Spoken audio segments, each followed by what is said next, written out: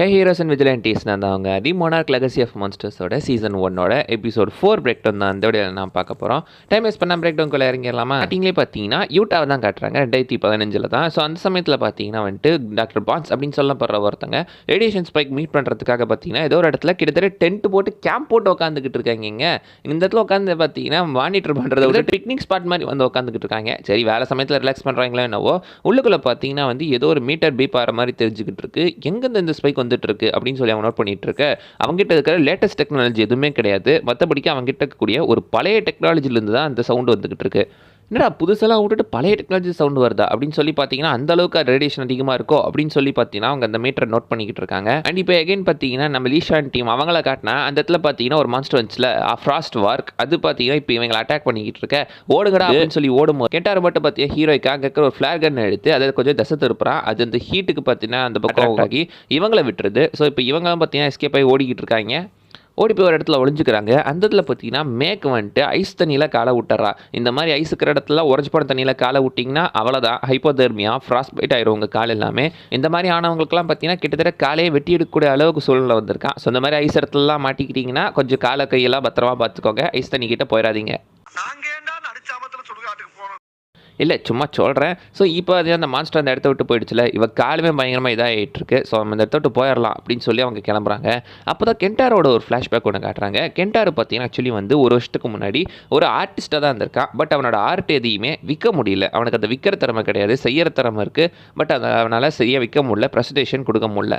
And அவனுக்குமே அது பெருசாக interest இல்லாத மாதிரி தான் காட்டியிருக்காங்க. பையன் பார்த்தீங்கன்னா கொஞ்சம் இன்ட்ரெஸ்ட் இல்லாமல் தான் பண்ணிக்கிட்டு இருக்கான் இது எல்லாத்தையுமே. ஆனால் இதுக்கு அவங்க பேரண்ட்ஸ் சப்போர்ட் பண்ணுற மாதிரி தான் தெரியுது. லைக் அவங்க அம்மாவே பற்றி அதெல்லாம் நல்லா இருக்குன்னு சொல்லியிருக்காங்க. அவங்க அப்பாவுமே வந்துட்டு டே மகனே உன்னை நினச்சா பெருமையாக இருக்கடா அப்படின்ற மாதிரி சொல்லிட்டு அவருமே அதை பெருமையாக தான் நினச்சிருக்காரு. உன் மனசுக்கு பிடிச்சதை செய், அதை நினச்சி நான் பெருமைப்படுவேன் அப்படின்னு அவர் சொல்லியிருக்காரு.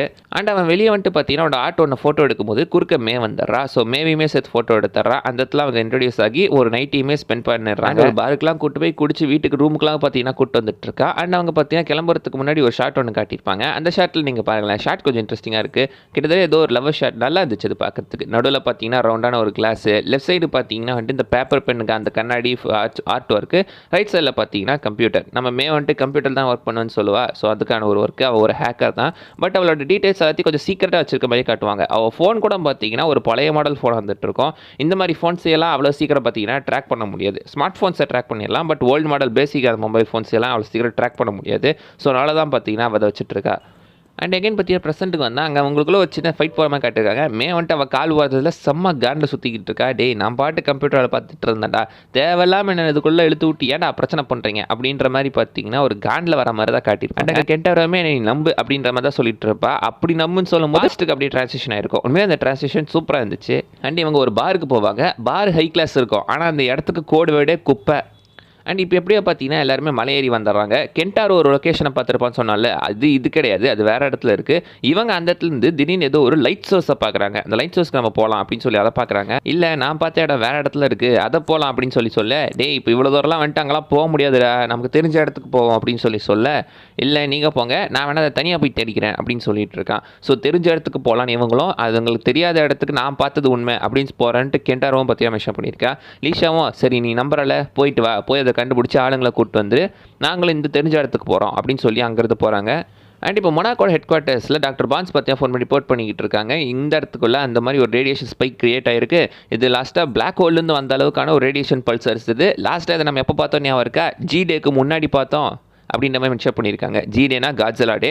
ஸோ காட்ஸிலா அட்டாக் பண்ணுறதுக்கு முன்னாடி நாள் இதே மாதிரி ஒரு ரேடியேஷன் ஸ்பைக் டிடெக்ட் ஆயிருக்கு. ஸோ இந்த இடத்துலையுமே அதே மாதிரி ரேடியேஷன் ஸ்பைக் டிடெக்ட் ஆகும்போது ஏதோ பெரிய பிரச்சனை வரப்போகுது அப்படின்ற மாதிரியான ஒரு ஃபீல் எல்லாத்துக்கும் இருந்துட்டு இருக்கு. அண்ட் அதே இடத்துல தான் டிம்முமே கால் பண்ணி மென்ஷன் பண்ண மாதிரி காட்டியிருப்பாங்க. ஹிரோஷியோட ஒர்க்ஸ் எல்லாமே இப்போ பார்த்தீங்கன்னா நம்ம லீஷா கிட்ட தான் வந்துட்டு இருக்கு. நமக்கு தெரியாத பல மான்ஸ்டர்ஸ் ஹிரோஷிக்கு தெரிஞ்சிருக்க நிறையவே வாய்ப்பு இருக்குது. அவங்க இதெல்லாம் மறைக்கிறாங்க. ஸோ லீஷாவை கண்டிப்பாக பிடிச்சாகணும் அப்படின்னு சொல்லி பார்த்தீங்கன்னா அவன் மென்ஷன் பண்ணிட்டு இருக்கான்.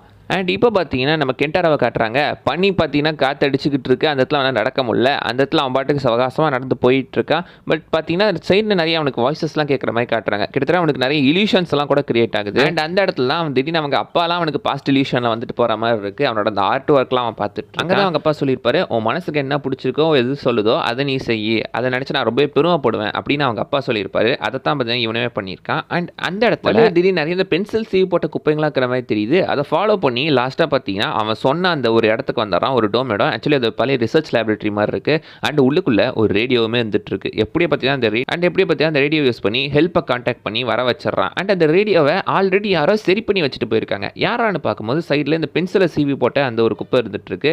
எக்ஸாக்ட்லி பார்த்தீங்கன்னா ஹிரோஷி தான் இவங்களுக்கு முன்னாடி இந்த இடத்துக்கு வந்திருக்காரு. வந்து அங்கே இருந்த ரேடியோவையுமே ரிப்பேர் பண்ணிட்டு போயிருக்காரு. அவன் எப்படியோ ஹெல்ப்பை கான்டாக்ட் பண்ணிடுறான். அண்ட் இந்த பக்கம் இவங்களாம் என்ன பண்ணுறாங்கன்னு காட்டும் போது 3 பேருமே பார்த்தீங்கன்னா ஆரம்பிச்ச இடத்துக்கு ஹிரோஷியோட அந்த டென்ட் இருந்துச்சுல அந்த இடத்துக்கே வந்துட்டாங்க. என்னடா இந்த இடத்துக்கு திரும்ப வந்துட்டோமா அப்படின்னு சொல்லி அவங்க பார்த்துட்டு இருக்கும்போது அங்கே தான் லீஷா என்ன சொல்கிறாருன்னா, இந்த மான்ஸ்டர்ஸ் எல்லாமே இந்த மாதிரி ஒரு இடத்த தான் கிரியேட் பண்ணிட்டு இருக்கோம். இந்த கிளவுட்ஸு இந்த இடம் எல்லாமே நம்மளை குழப்பறதுக்காகவே வந்தது.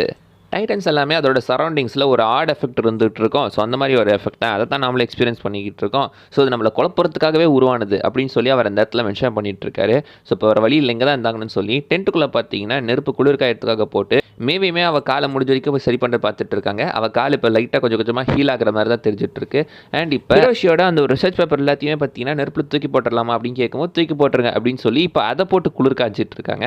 ஆனால் இப்போ அந்த ஹீட்டுக்கு லூர் ஆகி அந்த மான்ஸ்டருமே அந்த இடத்துக்கு வந்துடுது. வந்து இந்த மொத்த இடத்தையுமே அடிச்சு போட்டு அங்கே இருந்த ஹீட்டையுமே அப்சர்வ் பண்ணிட்டு போயிருது. ஹீட் ஒரு சின்ன இடத்துல இருந்துட்டு இருக்கோம். அது தட்டின உடனே டக்குன்னு எல்லா பக்கமும் பரவற மாதிரி காட்டியிருக்காங்க. அவ்வளோ வேகமாக டென்ட் ஃபுல்லாக பரவிச்சு அப்படி மாதிரி தான் இருந்துட்டு இருக்கு. பட் அது இடிச்சு மொத்த இந்த டென்ட்டில் இருக்கிற அந்த ஹீட் எல்லாத்தையுமே அதை அப்சர்வ் பண்ணுற மாதிரி தான் காட்டியிருக்காங்க. ஓ அப்போ அதி மேட்ரா, அப்போ இது ஹீட்டுக்கு தானே அப்சர்வ் ஆகுது, பார்த்துக்கண்டா அப்படின்னு சொல்லி இப்போ லீஷா என்ன பண்ணுறாருனா பக்கத்தில் இருந்த ஒரு ஏவியேஷன் ஃபியூலை யூஸ் பண்ணி அண்ட் நம்ம டூஹோட அந்த ஒரு டெட் பாடியுமே எடுத்து அவனுக்கு நான் இறுதி சடங்கு பண்ண போகிறேன். அதாவது ஃபியூட்ரல் பயர், அந்த பயரை பார்த்தீங்கன்னா பற்ற வச்சு அந்த மான்ஸ்டரை மொத்தமாக இது பண்ணிடலாம் அப்படின்றத இப்போ ஒரு ஐடியா. அதை அவர் ரெடி பண்ணும்போது பார்த்தீங்கன்னா வந்துட்டு என்ன சொல்கிற, உனக்கு ஏதாவது ஆபத்துனா நீ கென்டாரையும் விட்டுரு, இந்த லீஷாவையும் விட்டுரு, அவன் முடிஞ்சா பாதியில் கழட்டி விட்டு நீ மட்டும் எஸ்கேப் ஆயிரு அப்படின்ற மாதிரி ஒரு செல்ஃபிஷான ஐடியாவை கொடுத்துக்கிட்டு இருக்கா. ஏமா அந்த பக்கம் லீஷா வந்துட்டு ஒரு உசுறு போக உனக்கு ஹெல்ப் பண்ணுறது இருந்துட்டு இருக்காரு, இவங்க என்னன்னா இந்த பக்கம் செல்ஃபிஷா நீ மட்டும் தப்பிச்சா போதும் அப்படின்னு சொல்லிக்கிட்டு இருக்காங்க. கென்டாரெல்லாம் அந்த பக்கம் பனியில் உர பண்ணி சுற்றிக்கிட்டு இருக்கான். இவங்க அப்படி பேசிட்டு இருக்கான்னு தெரியல. மேபி பார்த்தீங்கன்னா சாவர நிலைமையில் இருக்கிறனா அப்படி இருக்கால என்னவோ. இந்த ஜோக்கர் கோட்ஸ் தான் பார்த்துருக்கீங்களா, ஒரு மனுஷன் சாகிற சமயத்தில் தான் அவனோட உண்மையான மூஞ்சி என்னன்னு தெரியுன்னு. ஒருவேளை இதுதான் மேவோட உண்மையான முகமாக இருக்குமோ. வெல் என்ன எப்படியோ லீஷா வந்துட்டு அந்த ஏவியேஷன் ஃபியூல் யூஸ் பண்ணி அந்த மாஸ்டர் அந்த இடத்துக்கு வர வச்சிடறாரு. பார்த்தீங்கன்னா அந்த பற்ற வைக்கிறதுக்கு முன்னாடியே மாஸ்டர் அந்த இடத்துக்கு வந்துருச்சு. இப்போ அந்த மனுஷங்களோட பாடி ஹீட்டுக்கு பார்த்தீங்கன்னா அட்ராக்ட் ஆகி மேவியும் கேட்டு இந்த ஒத்திக்கிட்டு இருக்கு. இந்த பக்கம் வாடா அப்படின்னு சொல்லி நம்ம லீஷா பார்த்தீங்கன்னா பற்ற வச்சு விட்டுறாரு. பற்ற வச்சுட்டே பரட்ட அப்படின்ற மாதிரி பற்ற வச்சது மட்டும் இல்லாமல் அந்த பிளாஸ்ட்டில் அவருமே தெரிச்சு விழுந்துடுறாரு. கரெக்டாக அதே இடத்துக்கு அந்த ஹெல்ப் கூப்பிட்டு ஹெலிகாப்டருமே வந்துடுது. உள்ள கென்டார் தான் வந்துட்டு இருக்கான். அண்ட் அந்த இடத்துல அந்த ஃப்ராஸ்ட் ஒர்க் பார்த்தீங்கன்னா மேவ் அட்டாக் பண்ண போக அவள் பேக்கை வச்சு டிஃபெண்ட் பண்ணிடுறா. பேக்குக்குள்ளே இந்த ஹீட்டை பற்றி அதை மொத்தமாக அப்சர்வ் பண்ணி அதை கூல் பண்ணி விட்டுருது. இப்போ இந்த ஹீட்டுக்கு அட்ராக்டான ஃபாரஸ்ட் ஒர்க் அந்த பக்கம் அந்த ஹீட்டை அப்சர்வ் பண்ணிக்கிட்டு இருக்க இவருமே லீஷாவுமே அந்த டிஸ்ட்ராக்ஷன் யூஸ் பண்ணி எப்படியோ எஸ்கேப் ஆயிடுறாரு. இப்போ கென்டார் ஹெலிகாப்டரில் இருக்க 3 பேருமே அப்படியே ஹெலிகாப்டருக்குள்ளே ஏறி எஸ்கேப் ஆயிடுறாங்க. அண்ட் சைடில் மேலே பார்க்கும் போது தான் அந்த பக்கம் இருக்கக்கூடிய அந்த லைட் சோர்ஸ் என்ன அப்படின்றத பார்க்குறாங்க. அது பூமிக்கு அடியிலேருந்து வந்துட்டு இருக்கு. அண்ட் அடுத்து 3 பேர் பார்த்தீங்கன்னா அப்படி எஸ்கேப் ஹெலிகாப்டரில் போயிட்டு இருக்காங்க. மேக்குமே பார்த்தீங்கன்னா மெடிக்கல் ட்ரீட்மெண்ட் ஒரு வழியாக கிடச்சிருச்சு. அண்ட் ஆந்தியோவில் போகும்போது தான் நோட் பண்ணுறாரு, அந்த லேப்டாப் பார்த்தீங்கன்னா அந்த ஃப்ராஸ்ட் வார்க்கால் உடஞ்சி போய் கிடக்குது. ஸோ இப்போ இதெல்லாம் யூஸே கிடையாதுடா அப்படின்னு சொல்லி அதை தூக்கி போட்டு ஹெலிகாப்டர் இறங்க பார்க்குறாரு. பார்த்தா அந்த இடத்துக்கு அந்த டீம் வந்துடுறான். டேய் இவங்ககிட்ட இருந்து எஸ்கேப் ஆகிறதுக்கு தான்டா போனோம், இங்கேயே வந்துட்டோமா, நல்லா வாங்கிட்ட தப்பிச்சு நாரம் வாங்கிட்ட செக்கின மாதிரி திரும்ப அதே இடத்துக்கு வந்து மாட்டிகிட்டு இருக்காங்க. அண்ட் அதை காட்டுறதோட இந்த எபிசோடை பார்த்தீங்கன்னா முடிக்கிறாங்க. வேலாவில் தாங்க இந்த வீடியோ நான் சொன்னது. அதை விஷயம் மிஸ் பண்ணால் நீங்கள் கீழே கமெண்ட் பண்ணுங்க பார்க்கலாம். அண்ட் அடுத்த வீடியோவில் பார்க்குற வரைக்கும் பை பாய்.